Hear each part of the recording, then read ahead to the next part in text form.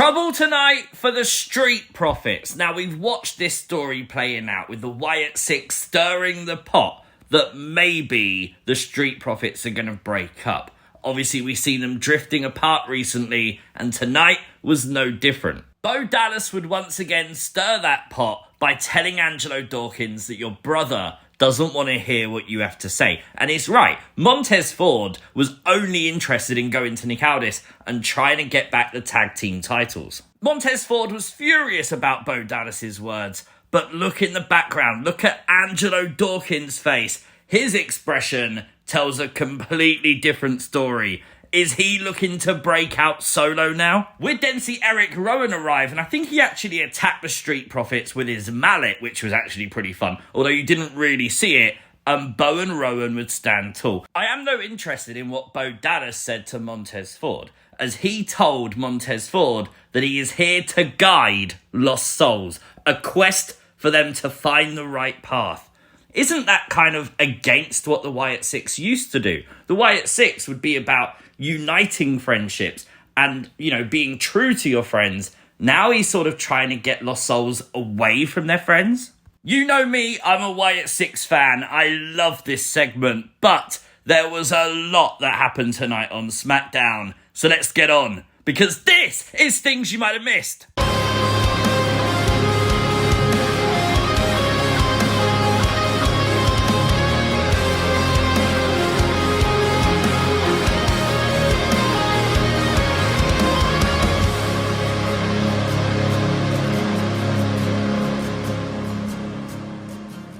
Shocking scenes. As we started off SmackDown, we was meant to have a promo, an interview with Brock Lesnar, hosted by the returning Michael Cole. Instead, Brock Lesnar would pick up Michael Cole, walk him around the ring, stalk him, and Michael Cole would be saved by Corey Graves. We then witnessed what I think is Corey's first bump since NXT, 2 F5s by Brock Lesnar to Corey, as Brock would scream down the camera, shouting, "Tomorrow, it's D-Day for John Cena, and Brock is coming for blood."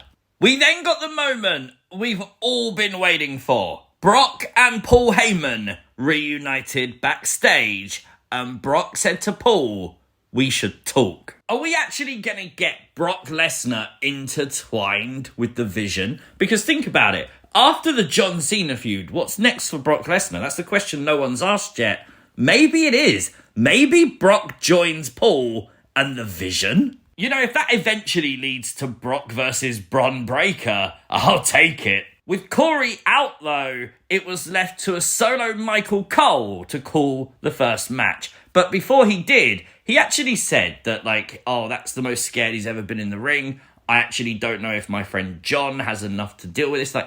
Are you really comparing Michael Cole and Corey Graves to John Cena? What are we doing? We did find out earlier this week that Cena versus Brock will actually kick off the show for Wrestlepalooza. So the very first match, don't be late, you don't want to miss it. Because let's be fair, it probably should have been the main event. I am, though, going to ask you the question, with everything that happened tonight with Corey, do you think this is the first step for Corey Graves to get back into a wrestling ring? Let me know your thoughts in the comment section down below. Triple H would appear on Get Up ESPN earlier today, and maybe this will hype you up for Wrestlepalooza tomorrow, as he teased big surprises for the show. Triple H telling us to expect spectacle, expect surprises, expect to have a lot of fun, and ESPN is going to deliver. What those surprises could be, absolutely no idea. But if you've got any ideas, let me know your thoughts in the comment section down below. I thought it was genius tonight for WWE to have the backstage segment with Los Garza, with R-Truth telling them how to go and find and watch Wrestlepalooza on ESPN. They also had other segments, like Cody Rhodes telling you the step-by-step process to actually sign up and watch Wrestlepalooza. But this is R-Truth, this was comedy, and I liked it. The two Bronnies, Bron Breakker and Bronson Reed, would attack Fraxium tonight, and then Paul Heyman would talk smack about the Usos. I really like that Fraxium didn't just back down though. They took the fight to the Vision, leading Nick Aldis to make the match official tonight. The Vision versus Fraxium, in which we saw one of the sickest spears I think I've ever seen in pro wrestling, as Bronson Reed pushed Axiom off the top rope and then straight into Bron Breakker's spear.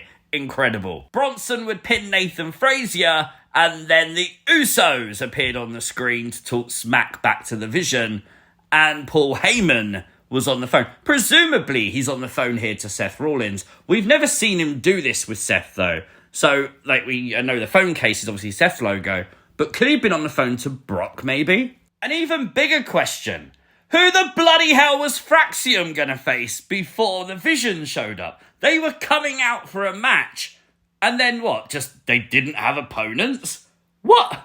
Charlotte and Alexa Bliss would retain the Women's Tag Team Championships tonight, defeating Chelsea and Alba Fire in the first match of the show. Most notably during this match, Michael Cole would be joined by The Miz on commentary. I did immediately wonder if they put The Miz on commentary tonight so he could interfere in Carmelo Hayes' match against Sami Zayn for the United States Championship. But no, he didn't at all. And this match, just like last week with Rey Fenix, was absolutely incredible. A Blue Thunder Bomb would secure Sami Zayn the win tonight. Sami retains the US Championship. And I don't mind saying, if this is like an audition for The Miz on commentary, he gets my vote. I thought he was pretty good tonight. R-Truth would put his phone in a toaster. I don't recommend trying that. Not only will you not watch Wrestlepalooza, you're very likely to not have a house again.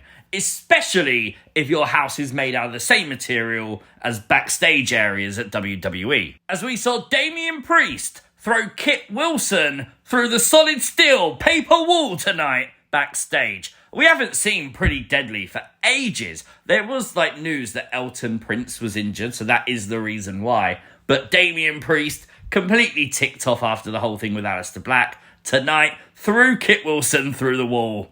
Don't you love it? Nick Aldis was a very busy man tonight, as just prior to this, he already made a triple threat match for next week, as Tiffany Stratton will defend the WWE Women's title against Nia and Jade, a match that was meant to take place at Wrestlepalooza. It's on the t-shirts for the show, so definitely undeniable that, but they have moved it to next week's SmackDown. We spoke about the Wyatt stuff and the Street Profits stuff earlier, but Mishin would approach B-Fab in this segment to go and talk to Nick Aldis as well. So presumably we're going to get a tag match maybe next week with Julia and Kiana James. A vignette tonight for Solo Sikoa as he praised his last loyal soldier, Tonga Loa, saying he let Tonga Loa down. He brought gold to the family, but now he owes it to him to bring gold to him again. Does that mean we're going to get Solo and Tonga Loa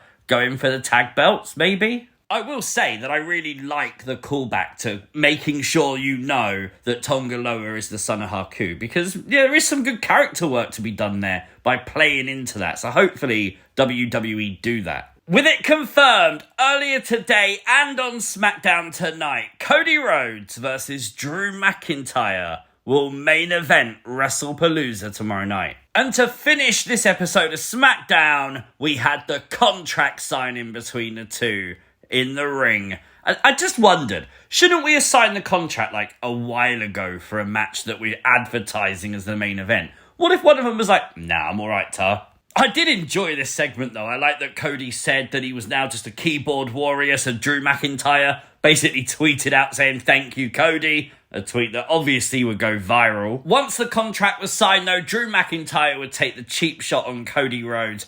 And actually, it looked like for a second he was going to repeat what he did to Cody, but he stopped himself, saying he wants the match to happen. Cody though would bring the fight to Drew, and the brawl would finish SmackDown with Drew McIntyre standing tall. Do you know what? I'm going to say it.